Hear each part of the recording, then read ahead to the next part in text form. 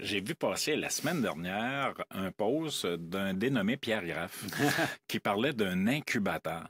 Ah oui, oui, oui. Alors, c'est figuratif là. C'est pas vraiment l'incubateur, mais on a développé un projet sur l'intrapreneuriat. OK. Ça fait 2 ans qu'on travaille dessus. On avait un sondage avec Léger il y a 2 ans qui avait révélé que parmi les moins de 35 ans, qui sont des jeunes professionnels qui sont employés dans des business, qui aimeraient devenir entrepreneurs, aimeraient intraprendre avant d'entreprendre. OK. OK? Et à partir de là, ben, on a réfléchi puis on s'est dit qu'est-ce qu'on est capable de mettre en place pour avoir vraiment de l'impact et des bénéfices à long terme pour les entreprises qui ont ce type de profil-là. Comment les exploiter? Parce qu'au Québec, on a, oui, un manque de relève, on le sait, mais on a aussi un enjeu en termes de productivité. On a des enjeux en termes d'investissement en innovation de la productivité. Et ben, là, on s'est dit, ben, pourquoi on n'essayerait pas justement de miser sur ces jeunes personnes-là pour ajouter vraiment à la culture entrepreneuriale au Québec. Bon, c'est encore un élément de la culture entrepreneuriale dont je parle tant, mais c'est vraiment important, où on pourrait avoir quelque chose qui est triplement gagnant. D'accord?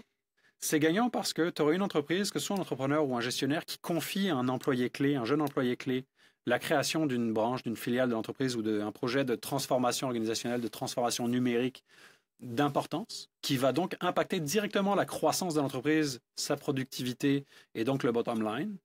Donc ça, c'est gagnant pour l'entreprise. Et puisque ça va être mis en place, ça va être gagnant à long terme. Oui. Ça va être gagnant aussi parce que ben, si vraiment on a un joueur étoile, on a un joueur clé de moins de 35 ans dans l'équipe et qu'on lui confie ce type de responsabilité-là, ben forcément, vous avez quelqu'un qui va pouvoir se développer là-dedans, qui va être reconnaissant envers son employeur, qui va s'être formé tout seul ou avec la relation de mentorat qu'il développera éventuellement avec d'autres employés dans l'entreprise.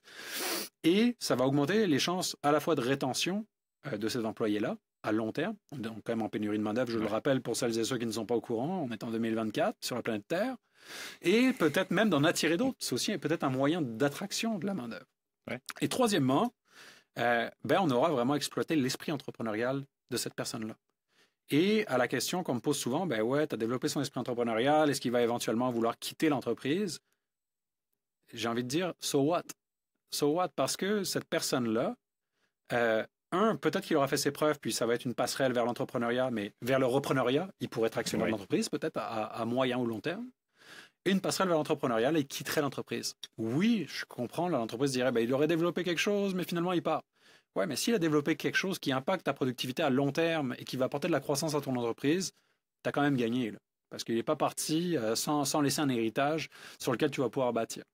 Donc, je pense que vraiment, cette culture entrepreneuriale qu'on souhaite au Québec, l'intrapreneuriat soit partie intégrante de cette culture-là.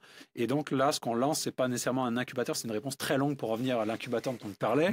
Mais dans le fond, le projet qu'on va faire, c'est qu'on va créer une cohorte de 15 intrapreneurs, 15 jeunes professionnels à travers le Québec qui vont avoir la chance de bénéficier d'un accompagnement de près de 25 000 wow. de la firme Talsom, donc qui est une firme connue au Québec là, dans la transformation numérique, dans la transformation organisationnelle, qui va vraiment encadrer avec un parcours très, très bien déterminé. C'est sur le site du regroupement des jeunes chambres, donc rjccq.com, projet intraprenez, onglet parcours. Vous avez toute l'information.